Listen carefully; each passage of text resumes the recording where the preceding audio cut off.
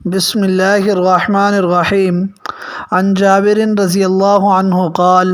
اتانا رسول اللہ صلی اللہ علیہ وسلم زائرا فرأى رجلا شعثا قد تفرق شعره فقال ما كان يجد هذا ما يسكن به رأسه رواہ احمد۔ حضرت جابر رضی اللہ تعالیٰ عنہ سے روایت ہے کہ ایک دن رسول اللہ صلی اللہ علیہ وسلم ملاقات کے لیے ہمارے ہاں تشریف لائے تو آپ کی نظر ایک پراگندہ حال آدمی پر پڑی جس کے سر کے بال بکھرے ہوئے تھے، تو رسول اللہ صلی اللہ علیہ وسلم نے فرمایا کیا اس آدمی کو کوئی ایسی چیز نہیں ملتی جس سے یہ اپنے سر کے بال ٹھیک کر لیتا؟ اور اسی مجلس میں رسول اللہ صلی اللہ علیہ وسلم نے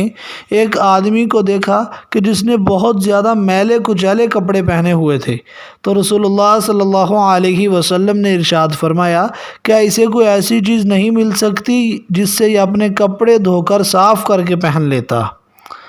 دوستو، اس حدیث میں رسول اللہ صلی اللہ علیہ وسلم نے ہمارے لیے ایک واضح پیغام دیا ہے کہ آدمی جتنا بھی دین کا طالب ہو، جتنی بھی اسے آخرت کی فکر ہو، لیکن اس کی صورت، اس کی حیت اور لباس میں حسن ہونا چاہیے اور صفائی کا خیال ہونا چاہیے۔